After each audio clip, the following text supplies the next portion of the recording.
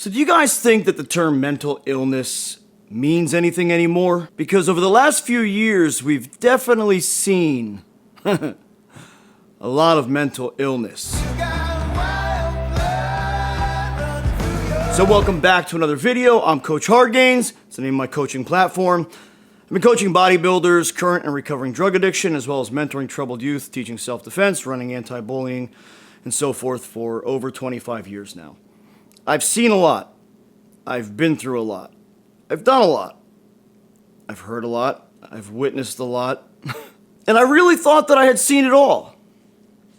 Until the last few years. And now, I'm shocked. We've definitely entered a new dawn, a new age, a new era, if you will.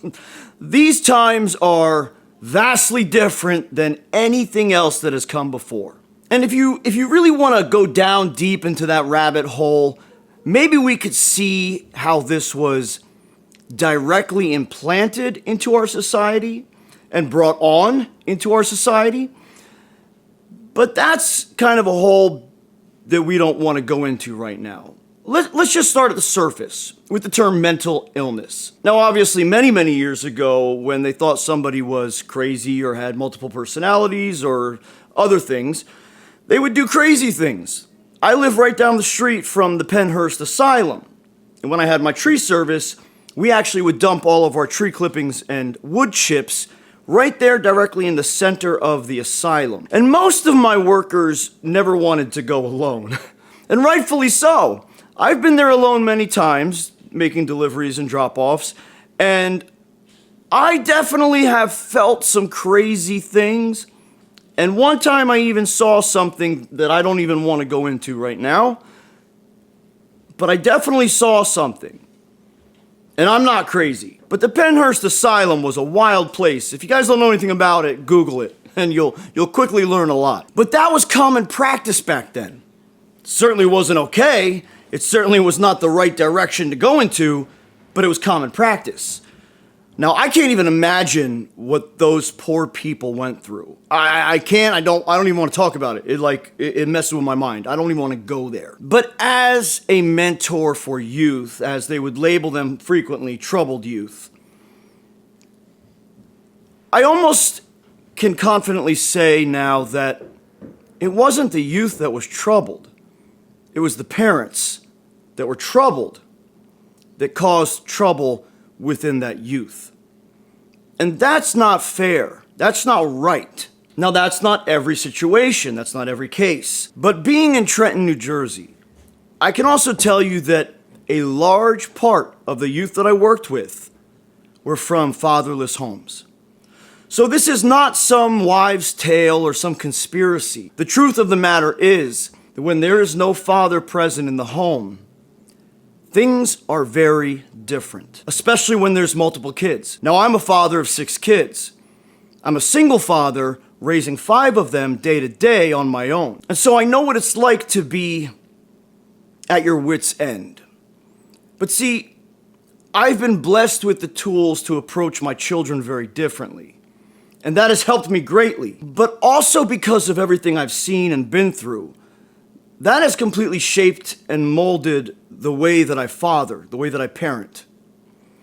And my older children, my older sons, are a perfect example of what happens when you father or parent with love and encouragement and support and strength, and you teach them confidence and self-value and self-worth and to know who they are, not to explore who they think they are, but to know who they are inside. And sadly, not every child gets to be in a home that does that, that fills them with that kind of support and encouragement and strength and self-awareness. And so now through the years, we've seen such a decline in the way that youths behave, in the way that teenagers behave. Look at the past 4 years. It's been complete chaos. Chaos without control. The control has been taken away. It's been taken away from our police force. It's been taken away from the homes. It's being taken away from parents. The state is not your parent. Your parents are your parents. And if you don't have your parents, sometimes it's your grandparents. Sometimes it's adopted parents. Sometimes it's just friends' parents or friends. Sometimes it's a community. It doesn't always have to be the staple mom and dad to produce a good child, to produce a healthy child, a productive child, a strong child. But they still need strength and encouragement and support and love. And so now we've got people who don't know who they are, don't know what they are, exploring all these different options that whoever thought that you could think you were a furry or a dog or a cat or a plant or a tree or you're a grown adult thinking you're a newborn baby. Clearly there's some trauma that has happened in that person's life that they never got through or over, and so they're reverting back to a stage where things were simple. If you're a grown adult and you think you're a baby, drinking from a bottle, going to the bathroom in your diaper, and sleeping in a crib, is that a mental illness? Because that's not healthy. So then what do we call that? Why are we just saying, okay, go be a baby?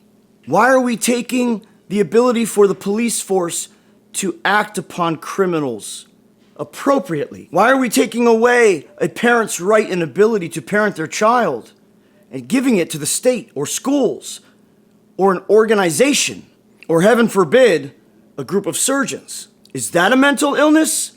Because that's also not healthy. Getting to the core of the problem shows that that individual is insecure in their own skin.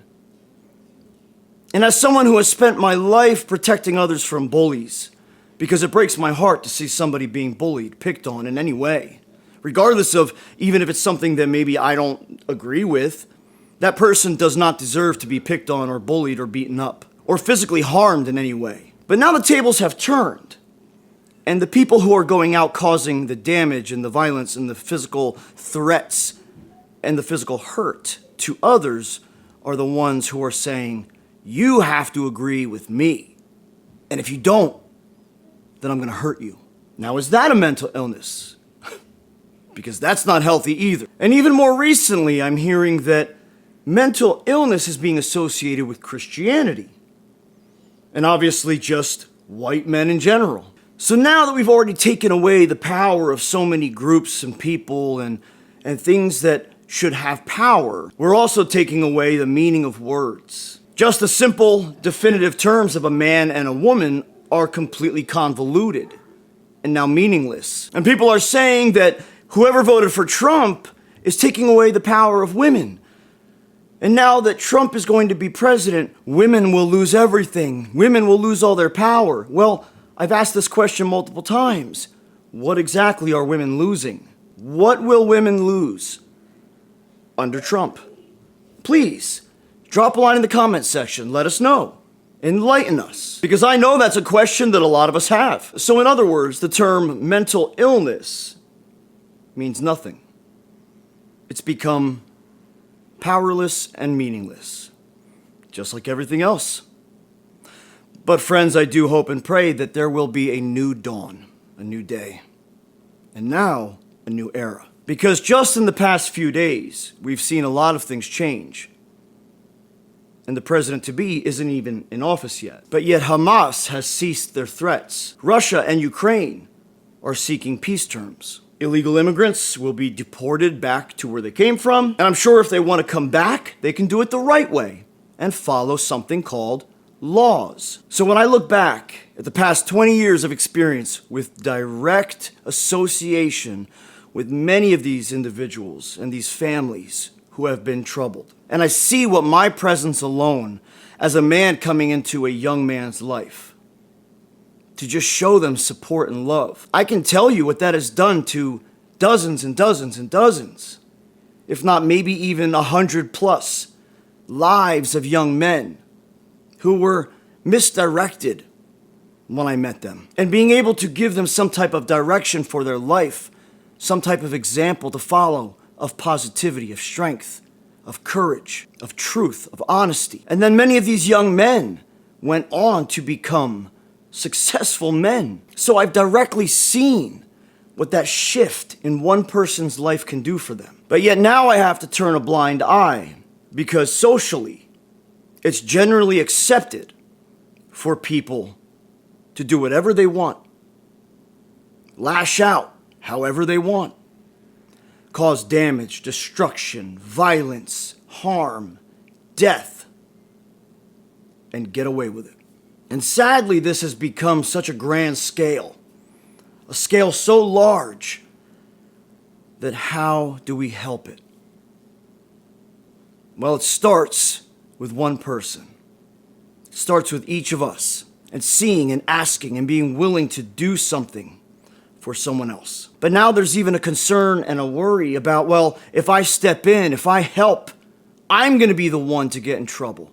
I'm going to be the one to go to jail or to face consequences. So how do we even counter that? And friends, I can only hope and pray that in the next 4 years, everything changes. So there's my thoughts for today, friends. I'm Coach HardgainZ. Thanks for watching. I'll catch you in another video.